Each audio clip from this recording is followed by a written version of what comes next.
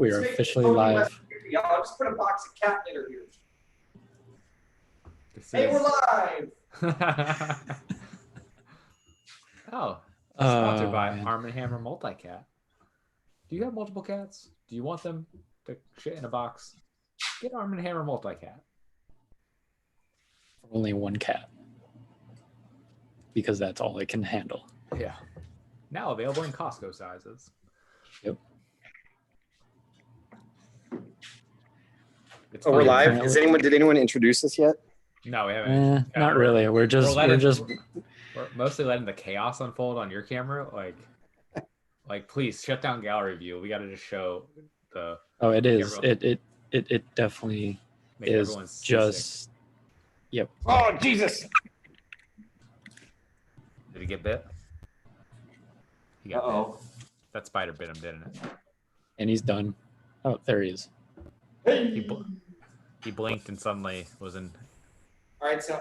You're still. Oh no, my internet connection is unstable. Uh-oh. You're gonna be the one lagging out now. We'll see how long that lasts. Yeah, exactly. I'm in like a metal garage, and I'm like 70 feet from the router. Just a big Faraday cage. It's fine. Yeah, I'm safe from lightning and shit, right? Welcome to Delusions of Automotive Grandeur, where delusions of your grandeur are automotive. We've got Brent and Charlie. I'm trying to look at the camera instead of my TV, which is my monitor, because people always look at the monitor and they're always like this when they're on the video. So I'm trying to talk to you, value viewers. This is my mic stand. Hello and welcome, everybody. That was a great intro. I see nothing wrong with it. There's no transition problem. Podcast is sponsored by Arm & Hammer Multi-Cat. Yes. He's just frozen. Not only is it good for soaking up cat hair, excellent for soaking up brake fluid, oils. Volkswagens tend to hammer to absorb stuff. Am I frozen? Yeah, you're definitely. Oh, there you are. There you go. Damn it! I did a whole spiel on like we're sponsored by this because it soaks up oil and stuff. No, we heard that. Oh, we heard it. We heard. We just didn't see it. Oh, okay. Well, hey, buy Arm & Hammer Multi-Cat.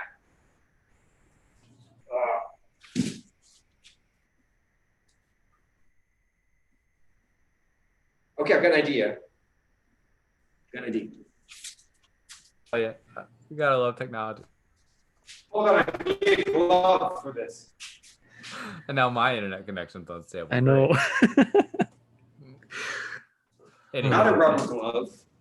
Okay, you guys should already know the answer to this. What kind of car is this from? It's the RS4. God damn it! You're supposed to pretend you didn't know. Oh, it's an It's two-piece. It says Audi on it. Yeah.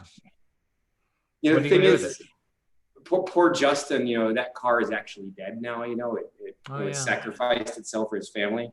But this is the only piece that's left of it.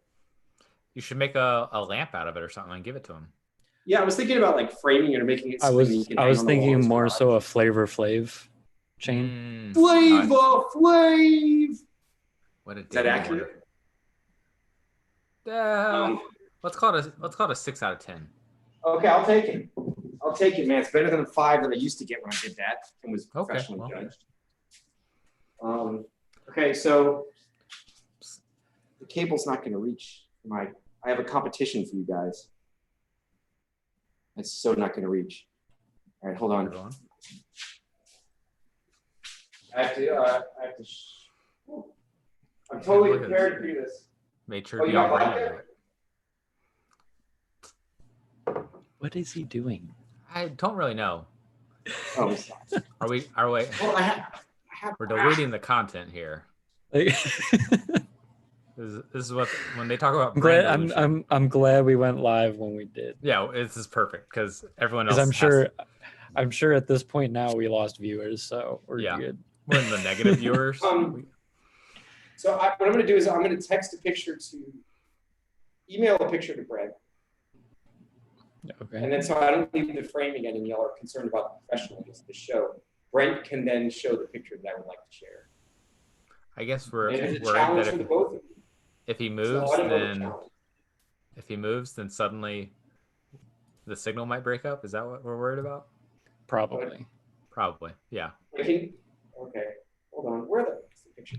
Hey, so how are you guys doing? Like, Brent, what cars did you see at the gas station this week? We lost him. He's gone forever. Am I gone? Lost. Motherfucker. We'll never know. I think Charlie's gone instead. Yep. I'm here. I feel like I'm here. No, you're fine. It's Yeah, Charlie. Charlie's been having the issues. Suddenly I got dropped. Whatever. It's the universe trying to achieve some sort of balance after the new Z pictures were released. There's like solar flares. It's messing with our show. The new Z, you know, just kind of looks like the old Z with a little bit more. Like, yeah. No. To me, it reminds me sort of like Brent, what is your take? What is your take on the Z? I want to know what your thoughts. I've got two takes at this point. Takes. One, going off of the photos, just reminds me of a 370Z. Okay. Yep. With the mainly the rear quarter panels. That's the main thing. And I mean, I know it's the traditional, I guess you could put it, styling of the Z, which is perfectly fine. But it's just too similar. Yeah. Way too. It just looks almost identical that they just took a 370 and just put a new front bumper on there, and that was about it.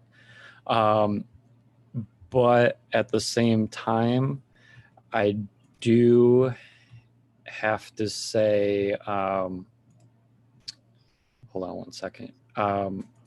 If you guys know of Sammit on YouTube, it's SAMMIT. Mm-hmm. He's an Australian guy that lives in Japan right now and does a lot of drifting, stuff on that order.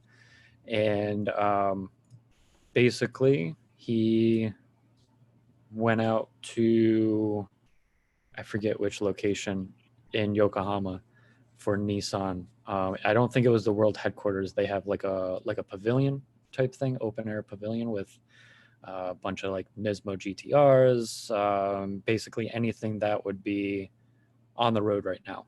And they have the concept car sitting there. And on video, and you know, to me, I would say in person looks so much better. Yeah. The headlights look great. Like everything just, they did a really good job overall. To me, it reminds me sort of like the 2004 GT40 relative to the original. It sort of looks, it's got a little bit of that design language to me, where it's like, it's sort of like pseudo modern, pseudo retro with 370 sprinkled in. I mean, I got nothing against it, man. I mean, the fact that it's actually going to be put in production at all, it's a freaking miracle, basically. Yep. Yeah, hopefully everything goes through. I mean, it looks great. This should have been 5 years ago. Yeah.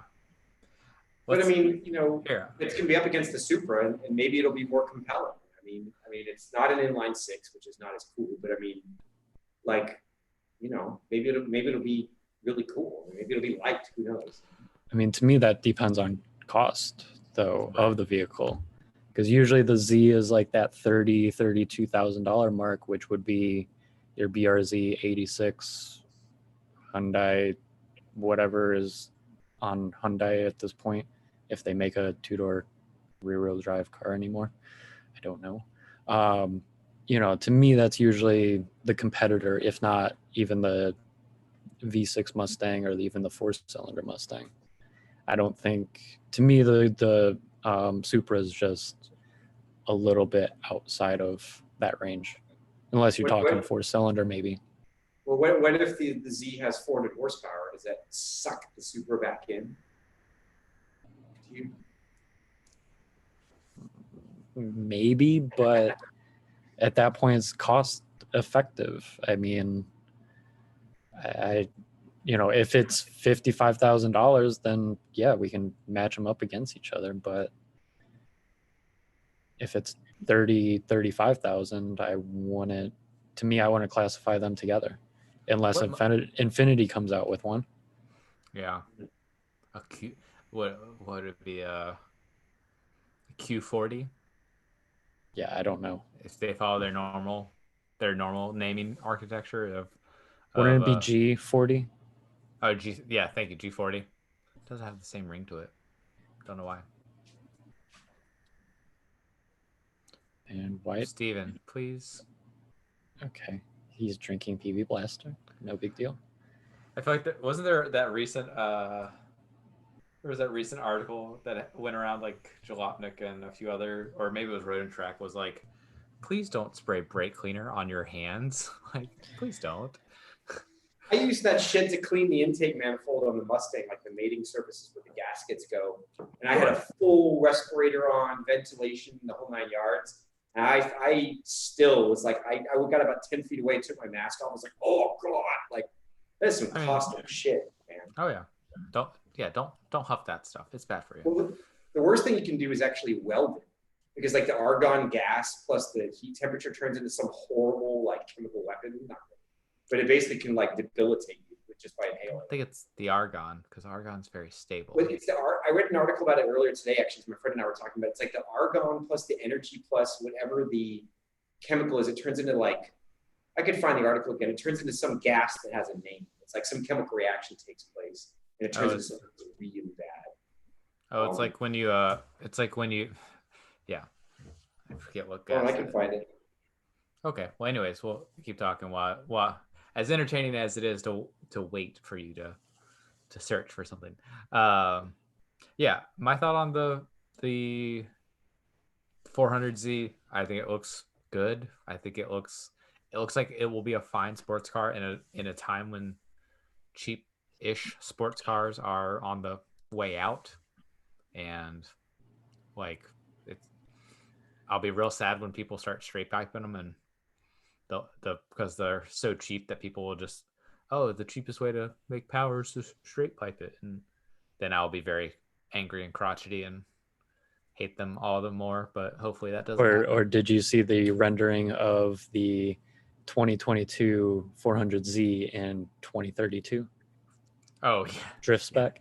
Yes, yeah, with like the missing the oil cooler out the front and the missing bumper or zip tied bumper, whatever. Yeah. Yep. Yeah. Okay, chemical coatings person. So you have tetrachloroethylene with the excessive heat in argon turns it into phosgene gas. Oh, phosphine. I guess. Phosgene or phosphine gas? PHOSGENE. Sure. Kids, don't drink brake fluid, brake cleaner. Don't weld brake fluid. Yeah, kids, don't weld that shit. Hey, Brent. Do well. Can you bring up that picture? I want to see if y'all can figure out what that is, because I don't know what it is. It's a weird quiz. It's the quiz. I will say the 400Z also looks better than the BMW M3 and M4. Oh yeah, for sure. Like why? Like, I mean, I'm sure that it's not even a hot take. Everyone, I think, agrees that is the case. So guys, this is the quiz, because I don't know what it is. Look at that pipe. That pipe comes out of the engine. It just goes down and open to the ground.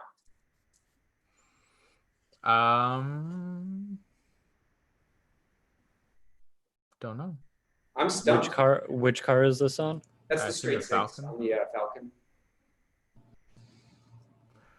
I mean, I knew there was a time when like you could have like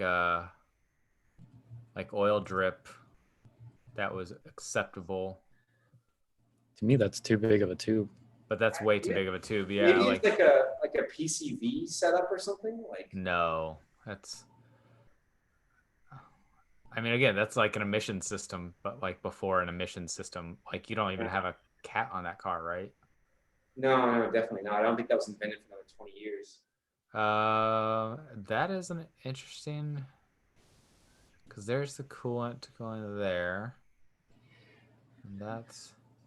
And my webcam might reach the engine compartment. But... Is it like a?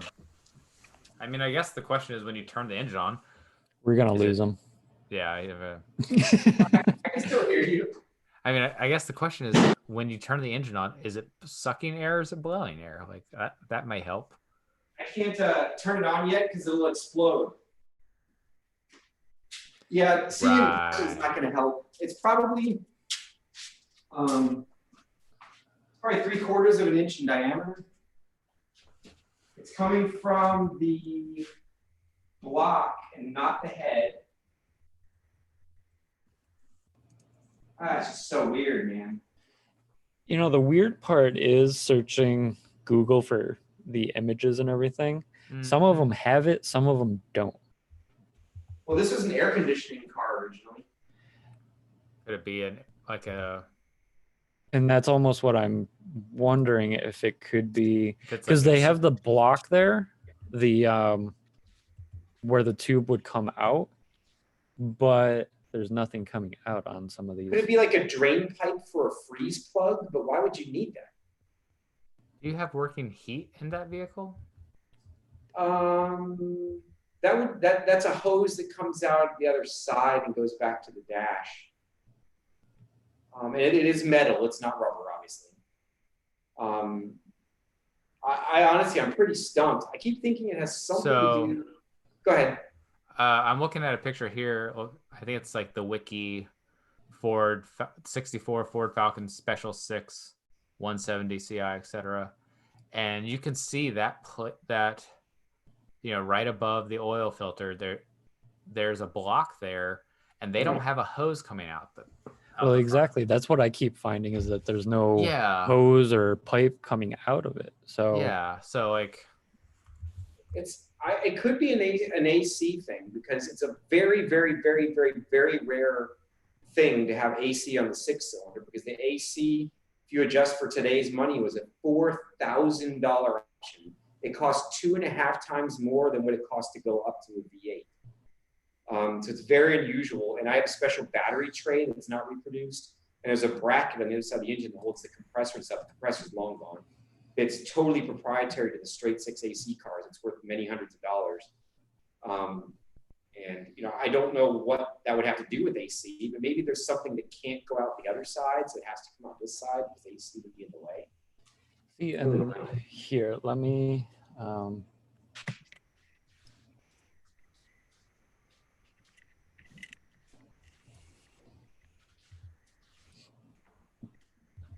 Yeah, I don't know. That's very interesting.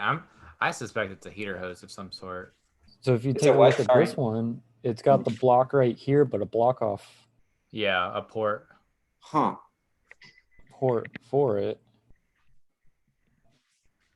I mean, this is definitely one of those things of like, this is what forums are for, right? You like take this photo, you draw and paint, and say, what is this hose? And exactly. And someone will tell you in about 2 minutes, as opposed to me and Brent going, well, I wonder.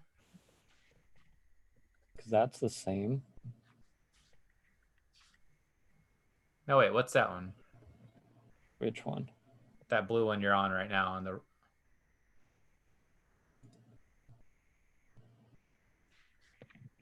No, see, all of them have just like a block off plate there. Well, right, but even that one. Hand. This is the left-hand side of it. Hold on. Go back to that one you're holding right now, the Urgent. So that has like a hose over it. Like that's the coolant hose to the left. The coolant hose. Now that, what the heck? And then it has the block off plate right there. That's so weird. So strange. Hell, man. I have you gotta be you're on a Ford forum, right? Get up there and ask some questions. Probably need to do. I thought it'd be kind of fun to see if we could figure it out. I mean, by the way, this is the 200 cubic engine, by the way. You should just Barra swap it. I like that plan. That would be freaking awesome, man. Even better, a turbo Barra swap. Ooh, I love the fact that I mean, it's kind of hard to tell because you have the window on the other side there, but like, I love the hardtop, how big the opening is on the side. It's huge, man. That C-pillar is definitely not for rollover protection. Oh man, Steven, I was watching Hoonigans this past week, and they're doing a donk build, which I love. It's spectacular. I forget which one they're doing. I think it is a proper Impala, I think. Oh wow. And so they're doing a full-on donk build, and it had the vinyl top. What's it called? Vinyl hardtop. Yeah, but there's like the special. Is it Labral? I don't remember. Anyways, but yeah, it had the vinyl top, and they were taking bets on how rusted it would be, and I was just, all I could do was be like, it's gonna be hollow. It's gonna be like solid, like stick a screwdriver through it. And like, sure enough, I was thinking, because I was thinking about the times you've talked about how your family has ties to the Ford production, and how historically it was always the ones that were lesser quality tops got the vinyl covering. Well, and it's really like, if anyone watching this is ever considering buying a classic, just don't buy one that has a vinyl hardtop on it, because there is so much stuff hidden under there. Even if it wasn't a poorly built one originally, like, it's essentially impossible for a classic to actually survive with a vinyl hardtop ever outside and not end up with some sort of horror show under it. But I do want to show you guys something kind of cool about this car. I keep telling y'all that this is a very rust-free car. I want to show you the inside of the doors to prove my point. Get some light in here. Look at that shit, dude. That's the inside of a 60-year-old car's door. And you could eat off of it. You'd get a horrible disease, but you wouldn't get lockjaw. As long as you're up to date on your shots. Oh, yeah. And the reliable car shipping company uses a nice hairnet kind of thing on the steering wheel. I was about to say, I was like, wow, that is something else. And they even have the one over the automatic on the tree thing too. And Charlie, I'd like to dedicate this next part of the show to you. I'm not entirely sure why, but yes, ladies and gentlemen, that is an 8-track. And no, that's not original equipment. Nice. I do love this sort of Art Deco look to the dash up here. It's kind of cool. Yeah. I also love that your dash vents look like my AC vents in my house. Like, I feel like you can go to Home Depot and swap that straight out. Like, all right, I need like the wood grain ones, Yeah, I like the wood grain finish one, please. Like, can we get that? And it needs to be 11 inches wide and 4 inches. Yeah. And naturally, to the my uncle, like, there's some things he did that were like, the paint job's kind of a 5-footer, but like, the story again is he bought it in 1994, painted it, did some mild resto stuff to it, rebuilt the brakes and stuff, put it on the road, drove it about 300 miles one summer, and then never drove it again. And one of the things he did was he actually found a new old stock headliner for this car and had it professionally installed. Oh, wow. And this is actually, you can't see it probably. Actually, I've got a flashlight here. Maybe you can't see it. I'll try to hold still, but this is totally not going to work. But can you see the texture in it a little bit? I can indeed. Yep. It's called Moonscape, and it came out, during the whole moon race and everything like that. Ford put literally, like, they're supposed to represent moon craters and stuff in the headliner. So it's obviously fairly hard to see over a fairly shitty webcam, but it's a really interesting material. But being my uncle, it's like new old stock headliner, but he reused the little windlace stuff, so that's all nasty and yellow. Mm-hmm. He's like, look, I'm gonna buy this it's gonna be a 10 out of 10 on the actual piece, but I'm not gonna buy the new hardware. No. like this is, I can't buy new hardware. No, can't buy it. Not gonna do it. Yeah, that's funny. That's definitely one of those things of like, I guess it works. Oh yeah. I mean, crazy thing about those old headliners is how they, like, watching those get installed is kind of like, oh, that's like, I think of it now with like modern cars where it's like, it's a piece. It's like, you don't get a headline. You get a headliner fully redone where like they take the piece out, they drop it, and they respray. It's like molded or something. Yeah, it's a molded part and it covers a lot of stuff. Whereas like that is like literally fabric and like spring steel to hold it in place. Yeah, it's like tension rods to hold it in. Yeah, and the craziest shit is that on these cars, I guess it made sense in production or something, but the headliner, to tension it properly, it's actually folded into the channel for the windshield and the rear glass. Mm-hmm. And then as the glass is pressed in, it pulls it nice and even across. So, I don't know, you could fake it. Like I don't get the feeling my uncle would have done that, but it really looks like it's well installed. So maybe he did. Yeah. I'm sure there is expertise out there that can do it without having to like. Yeah. I'm like, I feel like the what was the guy who was doing like all the resto show. It was like two guys on British television. Oh yeah, Wheeler Dealers. Yeah, they were doing some headliners install and had some really good footage. Yeah. I remember catching of. I think actually it was a GTI, which was very on brand. Was it the Mark 1, I think?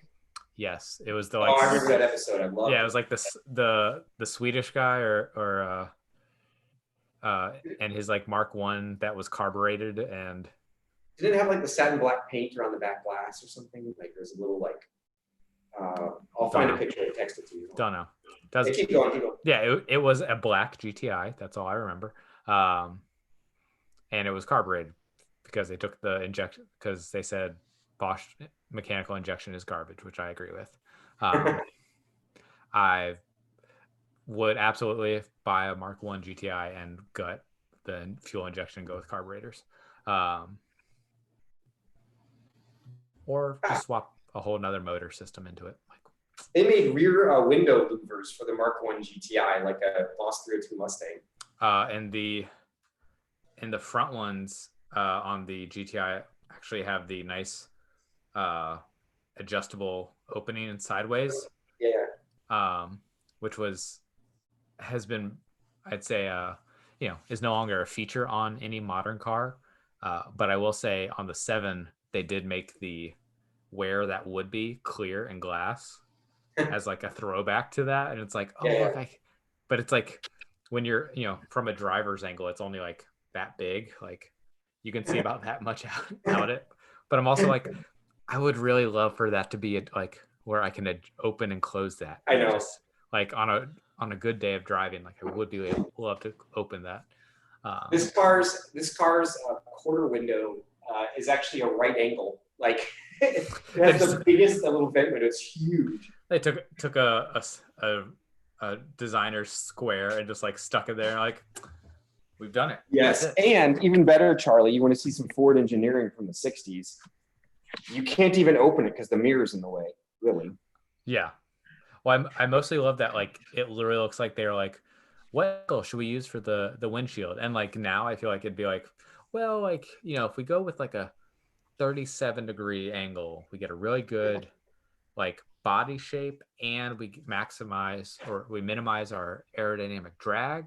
Whereas like Ford designers back then were like 45 degrees. Why are you thinking about this? And then you're forgetting the last part of the sentence is, who let that woman in here?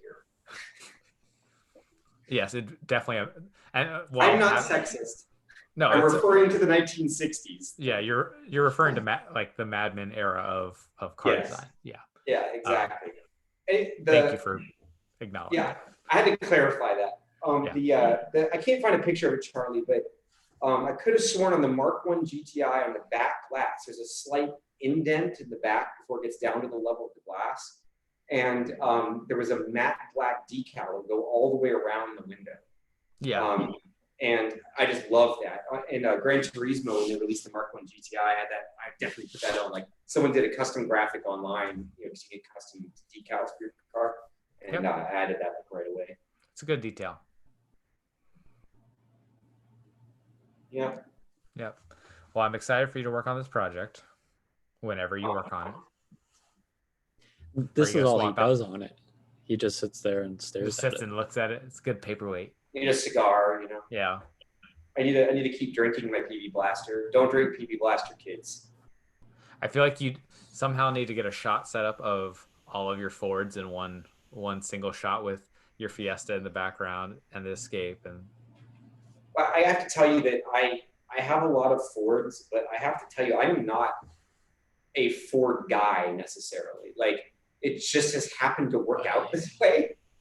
I mean, like, I always wanted a Mustang. Okay, that's a given, right? But I mean, like, the Fiesta was the only lightweight hot hatch that existed, really. And this was almost free.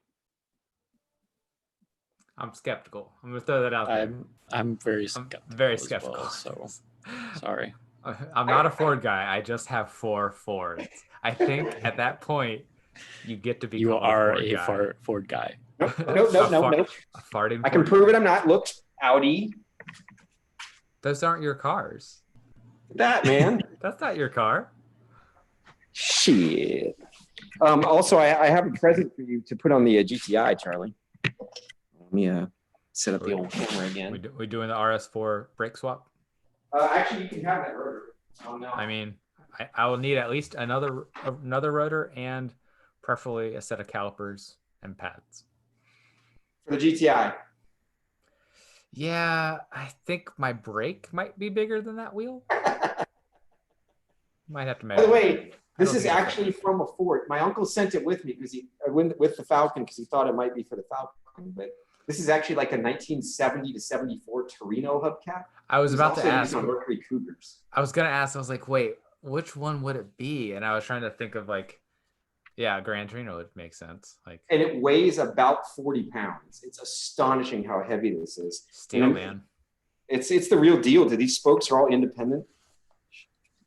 And yeah. Wild. But, truly wild. I can show you the actual.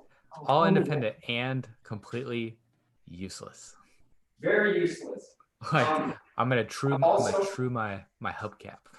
I've been doing some gardening, and so I accidentally also have vampire fighting things in my garage. It's important. Just in case you need it. It is important. Oh, I mean, I'm more concerned about your safety because you are out in the middle of nowhere, and you've already told us about the 3-inch large spiders in your garage. So that thing was leaping at my damn foot, man. I missed the first 3 times. So now I have to ask: was it actually a spricket? That's what I'm thinking. I think it's a spricket. Yeah. It was. I can Definitely show you the debris, but it was pretty terrifying. Well, I mean, if it's hopping at you, it's probably a spricket. Or it could be a raccoon or something. Hold on. No, that's not how that works at all. Come on, spiders. I see you still got the. I see you still have your dragon exhaust going on. That's custom, dude. Back off, man. I know you're jealous. Hold on, I want to show you the. It's a great angle. I know.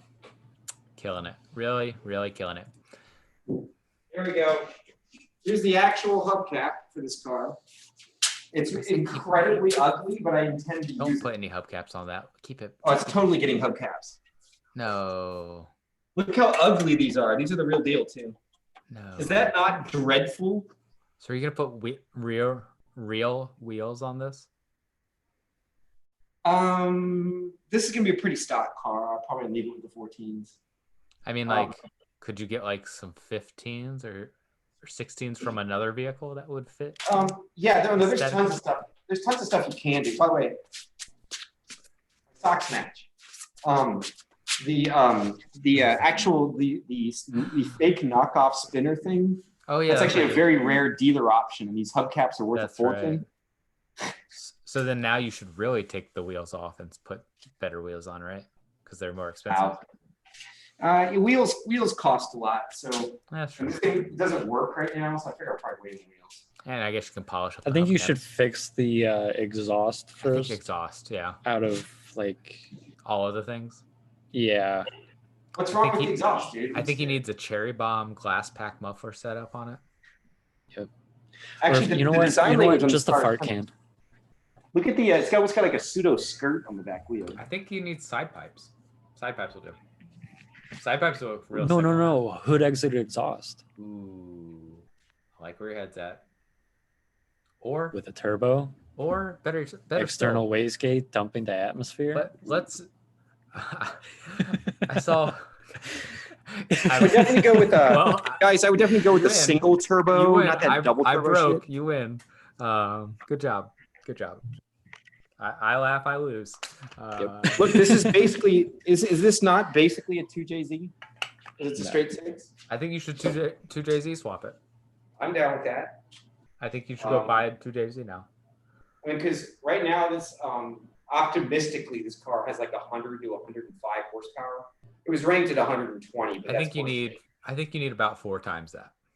Well, what do you guys think of that Holly Sniper fuel injection thing they sent? Do it. I'm really tempted, dude. This carb is shot and needs to be rebuilt. Okay. Yeah. Can I send you some links later to convince you to buy one? The Sniper? Yes. Oh, you don't have to send me anything. It's all about money, man. Like I would totally do it because remember this gas tank is shot, right?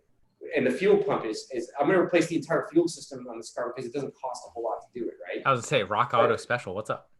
Well, exactly. Well, look, the fuel tank's a couple $100. Fuel pump's $30 or $40, really expensive, right? But if you think about it, the fuel pump obviously it's like a 60 psi fuel injection fuel pump, right? It's in the tank. You have to buy a special tank, special sender. That's like $300 or $400 for that. So it's like $150 more. But like if I buy this carbureted gas tank and then change my mind later, then it's like then I have to spend the money twice. And if the carb is shot, and I'm telling you, it needs to be rebuilt, but it's also mechanically shot looking, which is sort of like, well, if I had to buy a new carb, that would be a couple $100.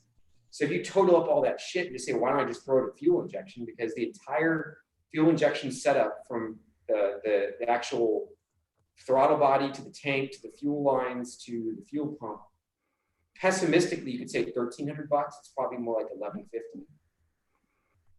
It's not a crazy sum of money. Do it. Sell the Escape. Fund the Falcon project. Well, see, now that's thinking like a car guy because selling the Escape was supposed to pay for just the car. Like, like that was the plan. And that plan flew out the door immediately. So what you're saying is, yes, you should in fact sell the Escape to fund the Falcon project. Yeah, you should stick to the original plan here. Yes. Thank you. I'm right. Give me the title. I'll go sell it today. Well, it's I wonder what you know. What before you sell it, take it to CarMax and see what they offer. $100. Yeah. Well, yeah, throw it on Facebook for $1,000 and like somebody will get it. Somebody will buy it for that. The guy that worked at Reliable said, because once you do that for long enough, he's been doing it for many years. He knows all the collectors of things. Mm-hmm. He said he knew a Falcon guy that would give his left arm for this thing. Yeah, I can believe it. Nothing. In fact, if I was in that individual at Reliable's shoes, I'd be like, yeah, can I actually have a business card and like write down what you are looking for? And like that dude could do more car networking, sales, side hustling, and like, yeah. But he has a Google Maps set up with a pin for every car he's ever dropped off with the type of car, and he has a full phone book of everyone. Like it's really that's kind of creepy. I mean, it's kind of awesome. I mean, it's awesome, but at the same time, it's like, well, is he gonna come back and steal that? Well, if you met the guy, you would know that. Yeah, I mean, yeah, it could be a security thing to know where a 50s Ferrari Testarossa is stored or something. But yeah, if you knew the guy was doing it just because he's on the road for 3 months at a time, and it helped him understand what he was accomplishing. It was like a morale thing to kind of see these pins. He showed me that like the whole country's covered in pins. This guy's been everywhere. It's crazy. The life. It honestly makes me think, for whatever reason, thinking about like this individual as a car guy made me think of I went to Indianapolis last year for a coatings show, a paint show, and of course, like, laughing. Go ahead. Sorry. And sorry, I was doing this. I was kind of low on camera. You can't see that. Paint nerds, whatever. But at the airport, picked up my usual like whatever car magazine. I think it was Road and Track. And this person I had never met before working at the checkout, older guy, immediately starts like sees I have Road and Track in my hand. He's like, "Oh, yeah, like you're into cars? Like here's my Mustang," and like pulls out his phone and like starts flipping through, and it's like the like mid 90s Mustang, not Fox body. But I was like, "Oh, that's really cool, yeah, man." And he was like, "Oh yeah, I got a supercharger on."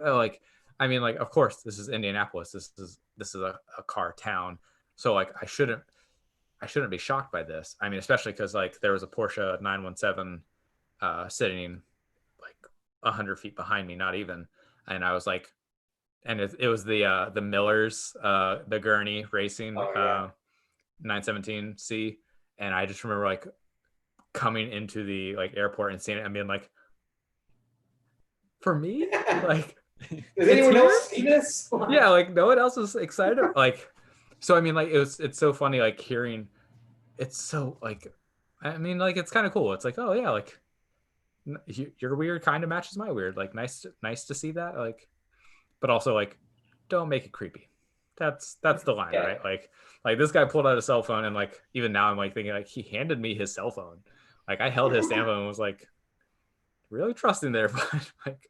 I mean, like, really, honestly, all humanity is just looking for some sort of commonality. Oh yeah. We're all. It's a beautiful thing that like people are even passionate about cars anymore because they're rapidly turning into toasters. Yeah. I mean, like, I used to work at Advance Auto back 12 years ago now, I think it was, and it's always fun to see everybody that was coming in, whether it was a business owner that worked on cars every day, or if it was your guy that just works on his car on the weekend. Every day was different, and we could have crazy amount of lines, and we're stacked busy, and the one guy that always comes to me, he's like, yeah, I'm waiting for you. All the time. And I'm like, that's good. Okay. I mean, you can go over there and immediately like get out and go, but okay, fine. And then, I mean, there was also many times where it's like, yeah, I've been working on X, Y, and Z. I'm going to bring it down, when it's ready. And sure enough, like 2 weeks later, it's per se ready. And he's like, oh, you got to come out and check this out. Like, huh? Right. Okay. Cool. I guess. Okay.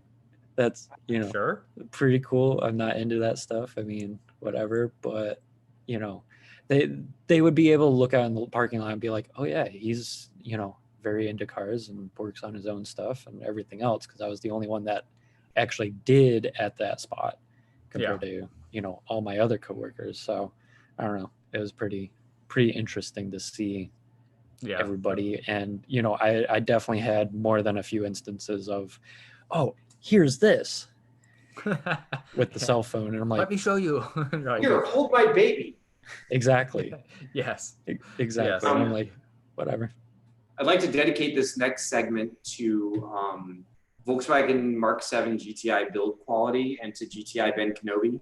Because when he left the time, remember his car was shedding parts in my driveway? Oh, you found it. There it is.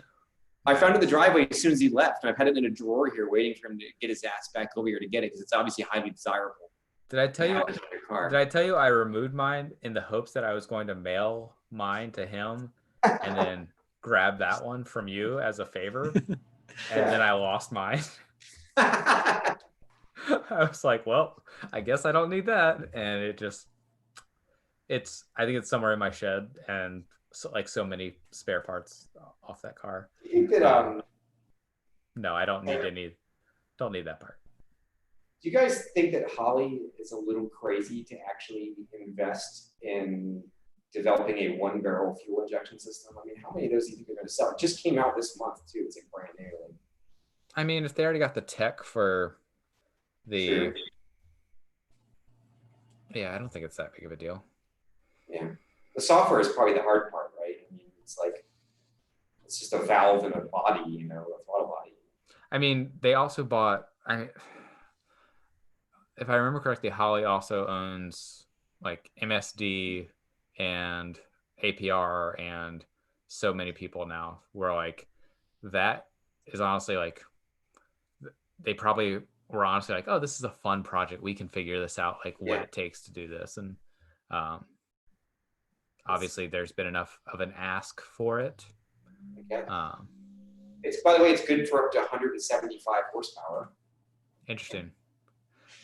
I didn't quite, I am not a carbureted person. I've never driven a carbureted vehicle. Well, we can change that. No, I have driven a carbureted vehicle. I've never worked on or owned or maintained. The one I'm looking at for a Holley Sniper is a 4-barrel. The one you are describing is a single barrel? Single barrel. So it means it has to be a larger bore. Is that right? It's a little larger than one of the barrels on the 4-barrel. Okay. But and the Sniper model is the 1100 model. So if you search for Holley Sniper 1100, that's the one that would be for my car. It's named after the Autolite 1100, which is the 1-barrel that's on the car. So the premise of a 4-barrel is basically you have primaries and secondaries. The primaries are 2 of the circles. The secondaries are the second circles. And when you're under wide open throttle or getting on it, the secondaries open and also dump gas it. But the rest of the time they're passive. So they're actually you can get if you don't get in the gas a lot, a 4-barrel carb that you're not in the gas a lot will get better mileage than a 2-barrel carb. Because a 2-barrel carb doesn't have secondaries. It's just 2 big old primaries all the time. So that's sort of the difference, that like a 4-barrel has like this, I guess it's like VTEC or something, where it's like something that kicks in. Yeah, it's variable valve timing basically, where it's that's what this is sort of just akin to that, that it changes under different throttle applications. And for like a Mustang back in the day, and it's generally accepted now too, that like my Mustang was a 2-barrel and it was about 200 horsepower, and just putting in the 4-barrel we had about 30 horsepower like that. Interesting. So I guess thank you for that. That answers a lot of my ask. I guess the bigger ask I have is, so if that's what a purpose of a 4-barrel, now what is a purpose of a single barrel setup to, I guess, burn more fuel, more always open type driving? No, the 1-barrel, 2-barrel, 4-barrel corresponds with how sporty the car is too. So for this car, its application with the straight 6, there's absolutely no performance accommodation whatsoever. It's literally that 1-barrel gives you good torque, low down. You have almost no breathing at the high end. And it's generally designed for drivability, simplicity, and it's for a passenger vehicle. It's the equivalent of a bottom of the line Honda Civic with no turbo or anything. Oh, okay. So that actually helps make it make sense more for me now, where it's like, oh, like it's more like a standard, almost like a standard butterfly valve single setup. Okay. Exactly. So you, gotcha. Okay. So, I mean, I guess if there's enough, people are putting enough small engines that don't need it to be sporty, and sure, why not put a single barrel in it? And I have to admit, I'm intrigued by it. It's actually designed to use the stock air cleaner too. So like you wouldn't even know it's there. Really. Interesting. Very interesting. Well, cool. Brent's going to pay for it. I mean, I have a house to pay for and land to pay for. And I mean, it looks like a kid's like, that's like a put that on a PayPal credit situation, $100 a month for 12 months, no APR. What's up? This red object is not moving under its own power until the spring. Yeah, you gotta. Out of a hurry. Yeah, you gotta figure that out. Yeah, I'm gonna do all the cosmetic shit because it costs nothing, and the Mustang's rear axle is about to grenade itself, so I think I'll do that and then worry about this. Brenton, I think we see 2 problems forming here. We have good driveline on one car, good engine on another car. Brent, what do we do with when we have that type of problem? Bear swap it. I like that. I like that option too. Sorry, I'm just hooked on the Barra. That's good. I mean, Barra swap everything. I was gonna say, go watch some of the Mighty Car Mod boys and their that second channel. Turbo Yoda started up. Go watch that and watch all the Barra swaps, and then the GT350 that one guy is doing with the Barra swap is the one that I'm watching. Adam LZ is another one down in Florida where he his GT350 like burned to the ground a couple months ago, and then he's like, well, I'll just Barra swap it, and I don't know how power he was getting off of that one. Was that the one that burned down while at a drift event? No, it was at a track event. Yeah. Okay. And his girlfriend was driving it. Oh. Yeah. Bummer. And it really just fried the wiring harness and a lot of the front end of the car cosmetically. Yeah, everything else was saved. Yeah. Which is good. And I love that the conservative initial tunes on that motor are like 700 horsepower. Like, that's the initial tube. You know? Yeah, is that the barrel with turbo setup and all single turbo setup? Yeah. And then this one's been built too. Of course. It's got probably a replaced rotating assembly in the whole 9 yards. I seem to remember it's like the go-to like swap now for like drift and the Australian, like they call it something particular, but it's like a burnout competition. Are y'all familiar with this? They probably call it 11Zs. Don't they call them 11Zs down there? I thought that was. I thought that was the lunch before lunch. Yeah. You mean brunch? On that note, he's the one wearing a Gandalf shirt, and I'm sitting here making Lord of the Rings references. Gandalf. All right. Gandalf. On that note, thanks for joining in today, GTI Thanks for joining Kenobi. Yeah, he had a couple comments saying at least Nissan is actually making their own sports car, which is tell him to get his damn battery clip for me, man. What the hell? And then he also says this is a great commentary for reading my Forerunner's Haynes manual on how to replace the head gaskets. So I was gonna say I'm gonna sit in here till next week. I'll just be here all week. Do we need to find a Haynes manual for a Ford Falcon to drop in your mailbox?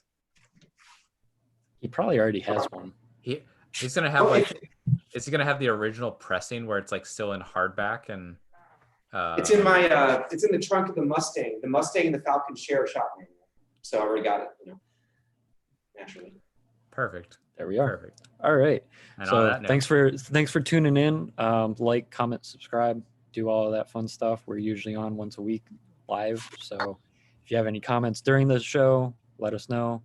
Multicat questions, and definitely on that note, thanks, Multicat. Done.